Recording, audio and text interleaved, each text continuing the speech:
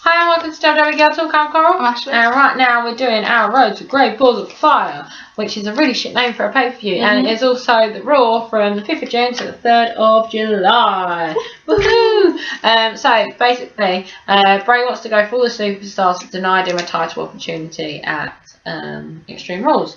So everyone who's in the match with, but he basically just goes to Finn Balor. But basically, he first goes for a match with Roman Reigns, but Roman Reigns beats Bray Wyatt. So after that, he pretty much just sets his sights on Roman Reigns. So yeah, that's a thing.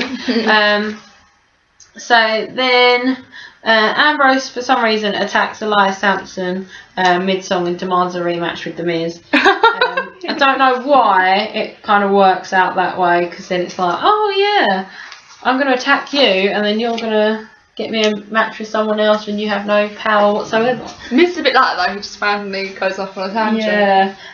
Miz says no, that there's a celebration tonight, and that he'll be celebrating his win. Elias then attacks Dean back. So then Dean gate crashes the party, celebrating as a cameraman, but Miz has gone all crazy. So then Miz attacks the teddy bear, and then he attacks the grandfather clock that Maurice got for him. So basically, Dean not set it all up, but Dean got into his head, and then turns out he's the guy on the cameraman. But yeah, this is the whole start of teddy bears for the next week, 2-3 weeks.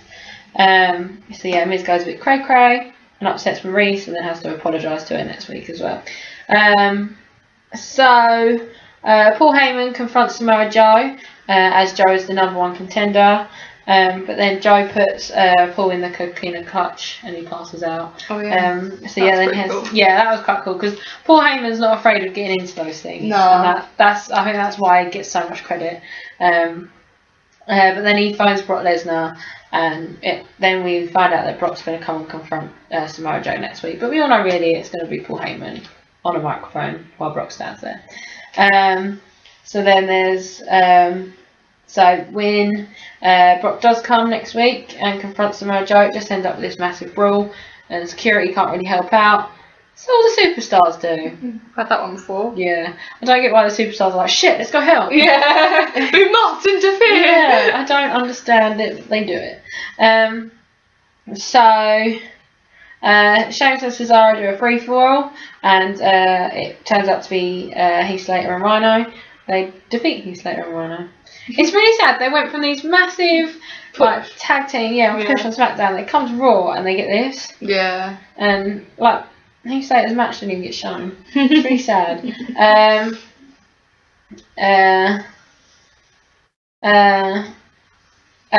they say that the Hardys aren't very happy that they came back because they've lost to them. Then I think it's a 2 out of 3 match that they have as well. I don't know. I don't understand my note. So TJ Perkins was promised a championship match by Neville, but then when Neville comes out and said, "Oh, by the way, Kurt Angle didn't approve it, so we're not going to have a titleship match." So then he attacks TJ Perkins anyway, and then after that he said, "Oh yeah, tomorrow on 205 Live we're having a championship match." Weird. Yeah, I was a bit like, okay, I thought you couldn't override the manager's rules, but okay. And that's kind of the last we hear of it. I suppose it's a, oh, bye ice cream fan. I was really tempted to get an ice cream. So the Titus brand is trying to expand. They're trying to get Akira Tozawa. So he ends up with a load of random matches. And I think Neville said he's keeping an eye on Akira as well. But this little thing, because Akira ends up in all these different matches and Titus just follows around kind of thing. Apollo does a few other matches as well. I think Titus actually ended up in a match. I think they did a tag team match with Titus and Apollo as well. But it makes me actually really like Titus O'Neil again. Yeah. Because he was he's not one of them ones you're like, oh yeah, I need to go check out what he's doing. It's just Titus. So it's making him likeable. And so we carry on with the Who Attacked Enzo saga.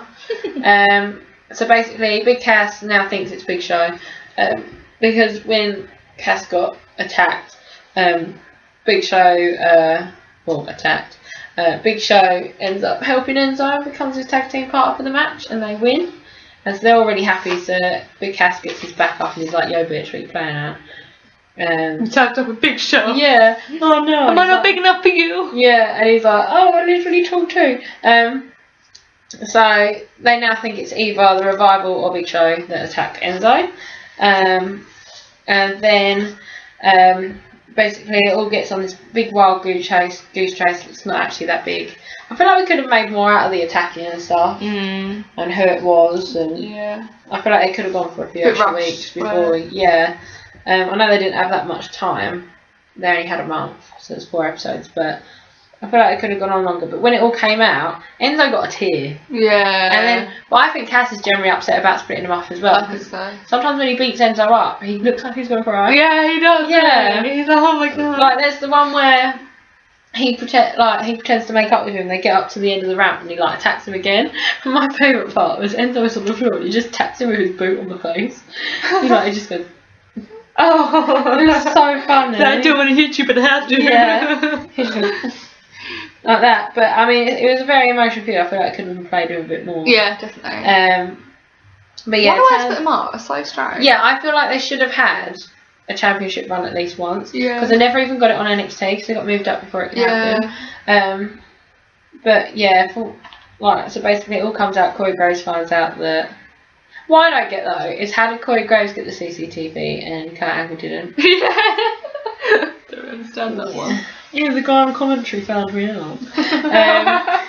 So yeah, we got so basically Corey Graves was like, I know who did it. It was Big Cass, and then Enzo was like, tell me there's more to the story, and then Cass was like, I did it. You're annoying. I have to carry you everywhere I go. Yeah.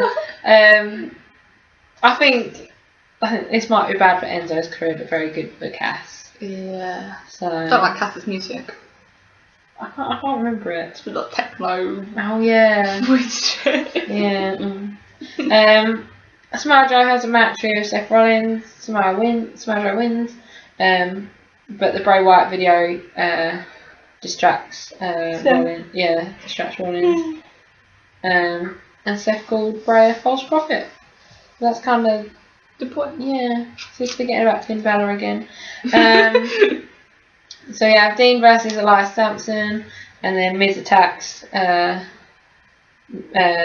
halfway through. Elias Sampson is literally used like Kurt Hawkins. They're both put in matches where someone else attacks them.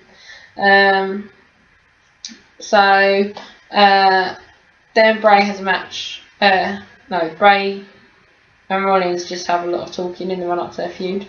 They just keep talking at each other. Bray's always on the screen. So he doesn't turn out to work half the time. No. How do you have an affair with JoJo? It's never there. Yeah. It's weird. That was such a weird thing. Very weird. Is he still with his wife though, or is it just been I think they're getting divorced. Oh god. So Homewrecker! Yeah, Homewrecker. I don't think I ever even saw him with JoJo though, like on screen. No. How weird. Reigns wants to be the #1 contender, so does Samoa Joe. So they square off in the ring and end up in a punch-up. Joe defeats Roman Reigns as Braun distracts him with an ambulance during the match. He just brings the ambulance out, goes, "Ding-no, ding-no, ding-no," and then... and he goes, "I'm not finished with you, Roman Reigns." So Joe gets #1 contender. That was really good. Yeah, it was, wasn't it? And so Seth Rollins comes out and announces he's on 2K18. Thank you, it's not some has-been that's come back. Yeah. So we ain't got any random matches this year. So then Bray confronts him, and this is one I was telling you about. Basically, Bray confronts him on the big screen, then comes out. And while he's coming out, when it's still dark, when the lights come back on, Seth jumps off the top buckle and attacks Bray Wyatt, and he actually got this really big cut here that I've watched the site back up. But yeah, that was quite fun. So with the teddy bears, after the week where Miz attacks a teddy bear, he has, when he does his next Miz TV thing to apologise to Maurice, he has 2 teddy bears, and when Dean comes over to mess shit up, Curtis Axel and Bo Dallas are dressed as teddy bears and attack Dean Ambrose. So the teddy bears are following us around at the moment. We're still getting little bits of the Golden Truth splitting up thing. There was that weird video that that Goldust Girl did, and I didn't really understand it. And Heath Slater gets his first ever shot at the Intercontinental title. He loses, but he gets one. Oh. And Kurt Hawkins keeps getting bigger. Okay. And that's everything for Great Balls of Fire. Oh. Yeah. It was okay. Bit weird. Bit random. Everything seems to keep repeating itself. Like we've gone a few months through now, and Bray Wyatt's still attacking the same people. Yeah. And like Samoa Joe still's in the same circle of people. Nothing's really changing. No. So it's kind of like Same old. yeah. Okay. Don't forget to like, share, subscribe. Shoot yourself off. Follow us, like us, comment below. Bye. Bye.